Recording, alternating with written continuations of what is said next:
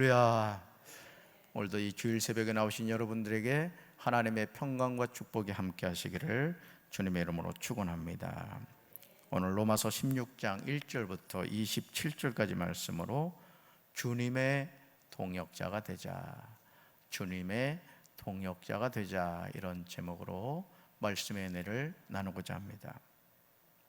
하나님의 일은 혼자 할 수 없습니다. 아무리 능력이 출중해도 우리는 서로 합력해서 하나님의 일을 해야 합니다. 예수님은 성자 하나님이셨음에도 12제자를 부르셨습니다. 그리고 그들과 3년 이상을 동고동락하면서 가르치셨습니다. 하물며 사람인 저와 여러분이 하나님의 일을 혼자 하려고 하다가는 반드시 탈진하게 됩니다. 로마서를 마치면서 바울은 로마서 16장에서 자신의 동역자들에게 인사를 하고 있음을 보게 됩니다. 그런데 각각에 대해서 설명하고 있는 내용이 아주 감동적입니다. 저는 제가 강경제일교회에서 목회를 마쳤을 때 바울처럼 여러분 한 사람 한 사람에 대해서 감격스러운 인사를 할 수 있게 되기를 주님의 이름으로 축원합니다. 아무개 장로님은 이런 분이셨습니다. 아무개 권사님 또 집사님은 이런 분이셨습니다. 아무개 성도님은 일당백을 담당하시는 분이셨습니다. 이런 감동적인 소개를 할 수 있게 되기를 간절히 기도합니다. 아니, 담임 목사인 저에게 이런 평가를 받는 것이 아니라 주님께 그렇게 되시기를 주님의 이름으로 축원합니다.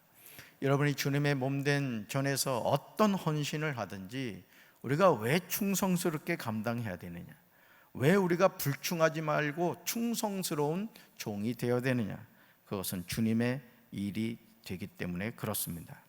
누군가에게 잊히지 않고 기억되는 삶을 산다는 것은 정말 중요하죠. 여러분, 그런 복음성가가 있죠. 주님이 기억하시면 족하리, 그런 복음성가의 가사가 있습니다. 여러분이 때로는 열심히 헌신했는데도 담임 목사가 알아주지 않고 또 누군가 알아주지 않는다 할지라도 주님이 보고 계시다, 주님이 기억하시면 된다, 이런 마음으로 오늘도 저와 여러분에게 주어진 사명 믿음으로 잘 감당할 수 있게 되기를 주님의 이름으로 축원합니다. 첫 번째로 2절을 보시면 베베자매는 여러 사람과 바울의 보호자가 되었음을 기억해야 합니다. 로마서 16장에서 바울이 소개하고 있는 동역자들이 무려 33명이 나옵니다. 그 많은 사람 가운데 바울이 첫 번째로 언급하고 있는 사람이 베베자매입니다. 당시 남성 중심인 사회에서 여자를 가장 먼저 언급하고 있죠. 1절과 2절을 보시면 베베자매에 대한 소개가 나온 것을 보게 되죠. 우리 1절과 2절 같이 읽습니다. 내가 갱그레아 교회 일꾼으로 있는 우리 자매 베베를 너에게 추천하노니 너희는 주 안에서 성도들의 합당한 예절로 그를 영접하고 무엇이든지 그에게 소용되는 바를 도와줄지니 이는 그가 여러 사람과 나의 보호자가 되었습니다. 아멘. 바울이 얼마나 베베자매를 신뢰했으면 그녀를 추천하겠습니까? 사실 우리가 누군가를 추천한다는 것은 그 사람에 대해서 보증을 쓸 수 있다는 것이죠. 이 사람 확실합니다, 이 사람 정말 믿을 만한 사람입니다. 그럴 때 사실은 추천서를 써주는 것이죠. 바울은 로마교회 성도들에게 베베자매에 대해서 두 가지를 요청하고 있죠. 첫째, 너희는 주 안에서 성도들의 합당한 예절로 그를 영접하라, 이렇게 말하고요. 둘째, 무엇이든지 그에게 소용되는 바를 도와주라고 말합니다. 바울은 베베자매에게 이렇게 해줘야 하는 이유로 이는 그가 여러 사람과 나의 보호자가 되었습니다, 이렇게 당당하게 말하고 있습니다. 정말 놀랍지 않습니까? 베베자매는 많은 사람을 도와주었고 바울도 그녀에게 신세를 많이 졌습니다. 그녀가 넉넉해서 그렇게 했을까요? 저는 그렇게 보지 않습니다. 교회 일꾼으로 자신에게 있는 것으로 바울과 여러 사람을 도와준 것이죠. 저는 강경제일교회 성도들이 주변에 어려움에 있는 사람들의 보호자가 되시길 주님의 이름으로 축원합니다. 그래서 제가 농담으로 얘기하는 것 같지만은 저는 우리 강경제일교회 성도들이 다 부자가 되시길 바랍니다. 물권의 복을 받게 되시길 바라요. 그래서 주변에 어려운 분들이 있을 때 정말 지갑을 열어 100만 원 수표를 그냥 거뜬히 줄 수 있는, 아멘 안 하잖아 지금. 그런 분들 되시길 바라요. 아멘. 그래서 우리 강경제일교회 성도들 때문에 정말 살만한 동네, 아니 하나님의 거룩한 성지가 되어서 전국에서 모든 한국 사람들이 이 강경에 와서 살지 못해서 몸살이 나는 그런 강경이 되기를 주님의 이름으로 축원합니다. 두 번째로 3절과 4절을 보시면 브리스가와 아굴라 부부는 바울을 위하여 자기들의 목까지도 내놓았습니다. 바울은 3절에서 브리스가와 아굴라 부부를 소개하면서 이렇게 말하죠. 같이 읽습니다. 그리스도 예수 안에서 나의 동역자들. 여러분, 얼마나 멋진 표현이에요. 그리스도 예수 안에서 나의 동역자들, 이렇게 말하고 있습니다. 저는 강경제일교회 모든 성도가 주님의 종의 동역자들이 되시기를 기도합니다. 할렐루야. 강경제일교회가 부흥하려면 담임 목사 혼자 동분서주해서는 안 됩니다. 모든 성도가 주인 의식을 가지고 강경제일교회 각 부서의 동역자들이 되셔야 돼요. 장로님들이 어떤 일을 할 때 제가 도울 일이 없겠습니까? 같이 협력해서 여러분들이 각 부서의 충성스러운 일꾼이 되어 주셔야 됩니다. 어느 부서에 사람이 없어서 일을 못한다, 이런 일이 있어서는 안 됩니다. 어떻게 해서든지 내가 주님의 일을 하기 위해서 우리가 하나님의 자녀가 된 것입니다. 여러분, 우리가 왜 구원을 받았죠? 우리가 왜 신앙생활을 합니까? 여러분들 그냥 교회 와서 앉아서 그냥 예배드리기 위해서만 우리가 구원받은 것이 아니에요.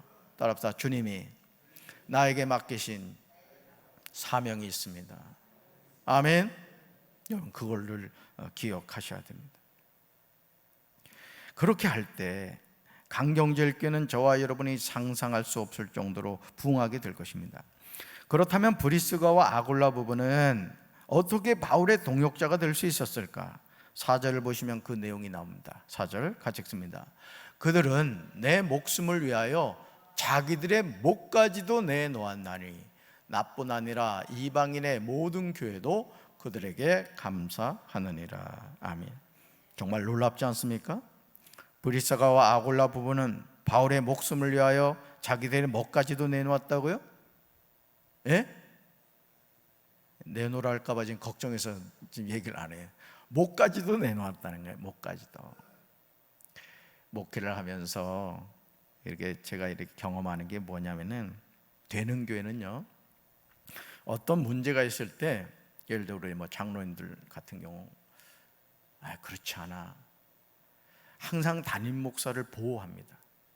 근데 어떤 교회는 없는 문제까지도 담임 목사에게 책임을 전가하는 경우가 있어요.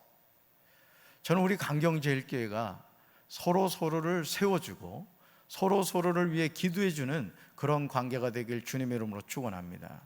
담임 목사가 교회 일에 집중하고 우리 장로님들과 성도들이 한마음이 되어서 교회 일에 집중해 가는 것이 그런 거예요.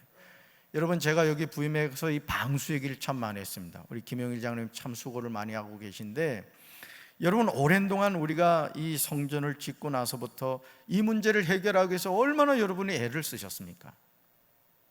근데 아마 이렇게 제가 글쎄 모르겠어요. 전임 목사님들은 어떻게 하셨는지 모르지만 성도들에게 이렇게 기도 요청을 많이 한 적은 없을 거라고 저는 봅니다. 여러분, 앞으로도 마찬가지입니다. 교회 일은 절대 사람이 하는 게 아니에요. 우리가 기도로서 중보하고 우리가 합력할 때 하나님이 사람을 통해서 역사하실 줄로 믿습니다. 어제도 이 방송사라는 사장님이 저한테 카톡을 보냈어요. 목사님, 비 안 셉니까? 점검해 보셨습니까? 그렇게 얘기를 하더라고요. 장정은 전사님이 쭉 둘러보고 체크를 했는데 결과 보고를 저에게 해주더라고요. 좀 더 지켜봐야 되겠지만 어쨌든 본당은 지금 비가 안 새는 것 같아요. 얼마나 감사한지 모르겠어요. 앞으로도 쭉 안 셀 수 있도록 기도해 주시기 바랍니다. 아멘. 바울의 목숨을 위하여 자기들의 목까지 내놓았다. 이런 희생적인 헌신이 있었기에 브리스가와 아굴라 부부는 바울뿐만 아니라 이방인의 모든 교회도 그들에게 감사를 했다는 거죠. 그만큼 이들 부부는 주님이 주신 사명을 위해서 살았던 거예요. 저는 우리 사랑하는 성도 여러분들이 주님의 사명을 위해서 사시길 바라요. 언젠가는 다 하나님 앞에 서야 되잖아요. 하나님 앞에 부름 받을 겁니다. 우리는 다. 그럼 하나님 앞에 섰을 때 여러분 뭐라고 대답하시겠어요? 너 뭐 하다 왔니? 하고 주님이 물으시면 뭐라고 얘기하시겠어요? 주님이 주신 사명 감당하다 왔습니다. 부족한 저에게 장로의 직임을 주셔서 열심히 그 직분 감당하다 왔습니다. 목사의 직임 주셔서 주님의 사명 감당하다 왔습니다. 이렇게 고백할 수 있는 우리 사랑하는 강경제일교회 성도들 되기를 주님의 이름으로 축원합니다. 5절 상반절을 보시면 브리스가와 아굴라 부부의 집에 교회도 있었음을 보게 되죠. 또 저의 집에 있는 교회도 문안하라. 초대교회 당시 교회라는 개념은 지금처럼 거대한 건물이 있는 교회를 의미하지 않았어요. 요즘 속회처럼 소규모의 사람들이 모여서 예배를 드렸던 것이죠. 그런데 브리스가와 아굴라 부부는 자기 가정을 교회로 내놓았다는 거예요. 저는 우리 강경제일교회 성도들의 가정이 교회가 되길 주님의 이름으로 축원합니다. 그러니 바울과 이방인들이 어찌 감사하지 않았겠습니까? 세 번째로 13절 보시면 루포는 주 안에서 택하심을 입었고 그의 어머니는 바울의 어머니였습니다. 5절 하반절부터 바울이 소개하는 자신의 동역자들에 대한 표현을 여러분 주목해 보시길 바라요. 자, 보시면 내가 사랑하는, 너희를 위하여 많이 수고한, 주 안에서 내 사랑하는, 그리스도 안에서 우리의 동역자인, 나의 사랑하는, 그리스도 안에서 인정함을 받은, 주 안에서 수고한, 주 안에서 많이 수고하고 사랑하는, 이렇게 나오죠. 그런데 12절 하반절에서 벗이에 대한 표현이 정말 인상적인 것을 보게 됩니다. 아니, 바울의 마음에 깊이 배어 있음을 보게 되죠. 주 안에서 많이 수고하고 사랑하는. 벗이에게 문안하라는 바울의 음성이 지금도 들리는 것 같습니다. 하나님의 종에게 이런 평가를 받는 성도가 되길 주님의 이름으로 축원합니다. 여러분, 직분이 중요한 게 아니에요. 직분보다 중요한 것은 그 주어진 직분에 내가 얼마나 충성하며 사는 겁니다. 사는가 하는 거예요. 성도는 성도로서, 집사는 집사로서, 권사는 권사로서, 장로는 장로로서, 전도사는 전도사로서, 목사는 목사로서 나에게 주어진 직분이 무엇을 감당하는 것인가, 그것을 깨닫고, 여러분 지금 코로나19라고 해서 내가 속회 인도자인데 속회도 전혀 관심도 안 갖고 그냥 때 되면 모이겠지, 또 내가 선교회 회장인데 선교회 회원들이 지금 어떤 경조사가 있는지 아는지 모르는지 그렇게 살아서는 안 된다는 거예요. 나에게 주어진 직분이 무엇인가를 기억하고 그 속돈들을 위해서 기도하고 내가 맡은 선교회 회원들을 위해서 기도하고 전화도 하고 문자도 하면서 여러분 그런 영적 목자로서의 사명을 감당해야 할 줄로 믿습니다. 13절을 보시면 주 안에서 택하심을 입은 루포가 나오는 것을 보게 되죠. 사랑하는 성도 여러분, 루포가 누군지 아세요? 마태복음 27장 32절, 마가복음 15장 21절, 누가복음 23장 26절에 나오는 구레네 시몬의 아들입니다. 구레네 시몬. 여러분, 구레네 시몬이 누구죠? 로마 군병에 의해서 예수님의 십자가를 억지로 졌던 사람입니다. 그런데 그의 아들인 루포와 알렉산더가 주님의 택하심을 받아 바울의 동역자가 된 거예요. 여러분 기억하시기 바랍니다. 지금 내가 지고 있는 십자가가 억지로 지는 것이라고 하더라도 하나님은 그 수고와 희생을 기억하십니다. 이왕이면 기꺼이 지십시오. 그러나 때로는 너무 무겁게 느껴지는 십자가라 할지라도 그 십자가 진 것을 누가 기억하신다? 하나님이 기억하신다는 거죠. 정말 놀랍게도 바울은 루포와 그 어머니에게 문안하면서 루포의 어머니는 그 바울의 어머니라고 고백하고 있습니다. 그만큼 친밀한 관계를 맺고 동역했던 것이죠. 저는 사랑하는 성도 여러분들이 주님의 신실한 동역자가 되기를 주님의 이름으로 축원합니다. 네 번째로 17절과 18절을 보시면 배운 교훈을 거슬러 분쟁을 일으키거나 거치게 하는 자들을 살펴야 합니다. 같은 교회에서 신앙생활을 해도 다 주님의 자녀가 아닙니다. 강경제일교회 담임 목사로서 모든 성도가 복음이신 예수 그리스도를 알고 오직 예수 그리스도를 믿고 따라가기를 간절히 기도합니다. 그러나 이런 저의 바람이 쉽지 않다는 것을 압니다. 바울은 이런 일에 관하여 17절에서 언급하고 있습니다. 오늘 적지 않은 교회 안에서 하나님의 말씀을 거슬러 분쟁을 일으키거나 거치게 하는 자들이 있습니다. 여러분 17절 같이 읽습니다. 형제들아 내가 너희를 권하노니 너희가 배운 교훈을 거슬러 분쟁을 일으키거나 거치게 하는 자들을 살피고 그들에게서 떠나라. 아멘. 교회를 세운다고 하지만 교회를 무너뜨립니다. 바울이 강조하는 것은 자신이 배운 교훈에 대한 사람들의 태도에 세 가지가 나오죠. 첫째, 교훈을 거스르는 사람이에요. 하나님의 말씀을 거스르는 삶을 삽니다. 둘째, 교훈에 대한 분쟁을 일으키는 사람입니다. 자꾸 교회를 시끄럽게 하는 거예요. 셋째, 교훈을 거치게 하는 사람입니다. 걸림돌이 되는 거예요. 교회 안에 교묘하게 들어와서 교회나 담임 목사에 대해서 불만을 이야기하므로 성도들의 마음을 혼란스럽게 하므로 교회를 뒤흔들어 놓는 일이 대표적이죠. 신천지, 하나님의 교회 등 수많은 이단이 이런 행동을 합니다. 특별히 신천지 같은 경우 교회 위장으로 딱 세가적으로 등록을 하는 거예요. 그리고 나서 어느 정도 일정한 기간이 되면 그 검은 마음을 드러내는 거죠. 속회에 들어가서 성교에 들어가서 자꾸 교회 불만을 얘기하는 거예요. 담임 목사에 대해서 또 우리 중직자들에 대해서 자꾸 불만을 이야기함으로써 불만 세력을 만드는 거죠. 여러분 산에서요 이 눈덩이가 말이죠 요만한 것이 대굴대굴 굴러가잖아요.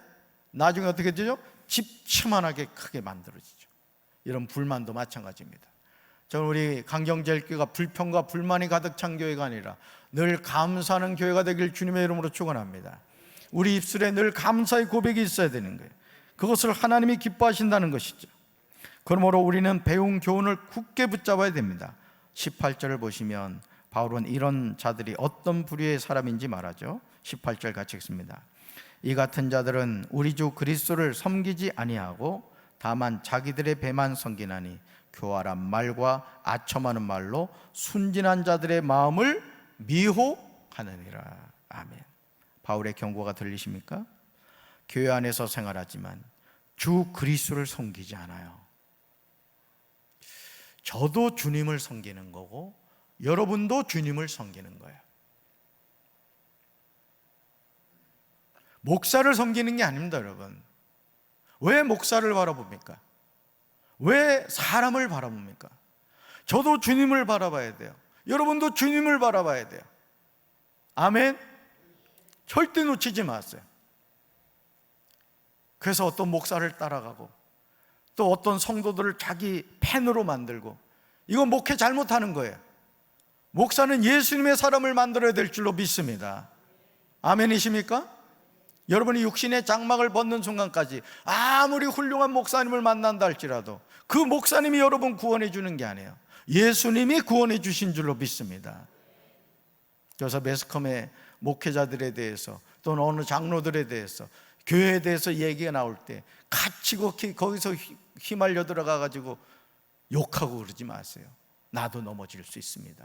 우리가 누구를 판단하고 누구를 정죄할 수가 있겠습니까?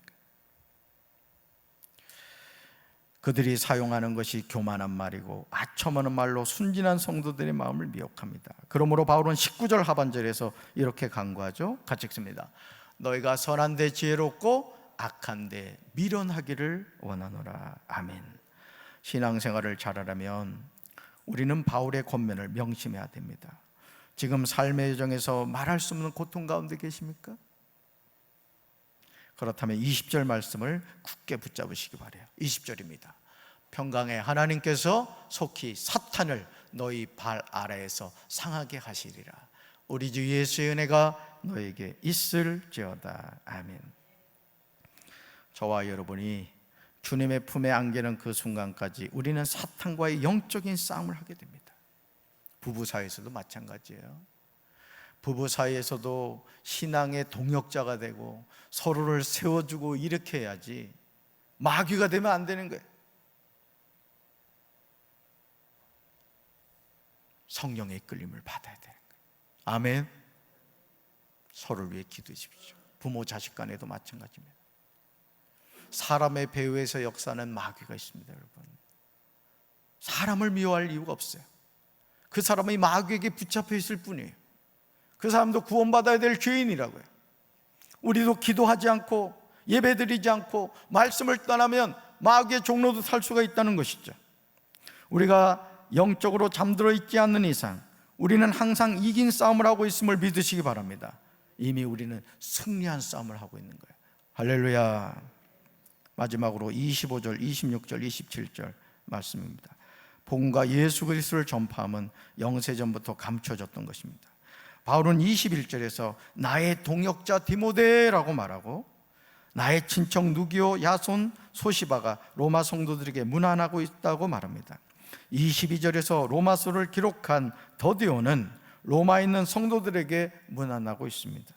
바울과 온 교회를 돌봐주는 가이오, 에라스도, 구아도도 문안합니다. 그러면서 바울은 25절, 26절, 27절에서 찬양으로 마칩니다. 저는 저와 여러분의 생애도 찬양으로 맞춰지게 되길 주님의 이름으로 축원합니다. 우리 말씀 같이 읽어볼까요?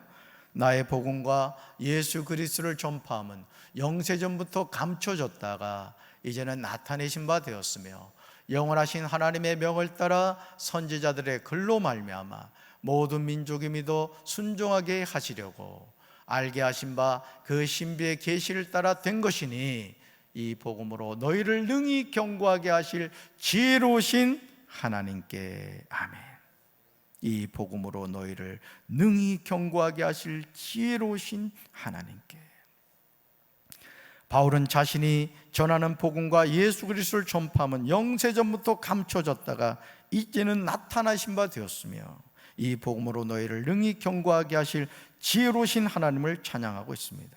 오늘 우리는 바울의 찬양을 회복해야 됩니다. 우리의 삶에 이 찬양이 회복되어야 될 줄로 믿습니다.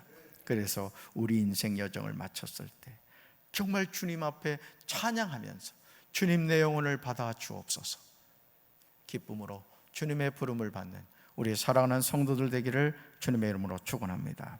가슴에 손을 얹겠습니다. 하나님 아버지 감사합니다.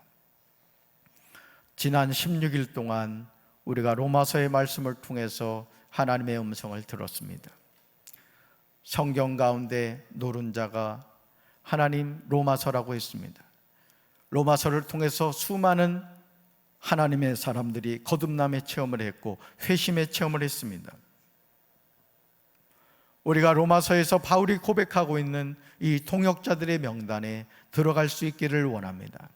우리 강경제일교회 모든 성도들이 하나님의 통역자들이 되기를 원합니다. 그래서 하나님이 나에게 맡겨주신 사명이 무엇인가를 잘 분별하게 도와주시옵시고 우리에게 주어진 인생 여정을 살아감에 있어서 그 사명을 믿음으로 잘 감당하여 주님 앞에 섰을 때 착하고 충성된 종이라 칭찬 듣는 하나님의 일꾼들, 사명자들, 동역자들 되게 도와 주시옵소서. 예수님의 이름으로 간절히 축복하며 기도합니다. 아멘.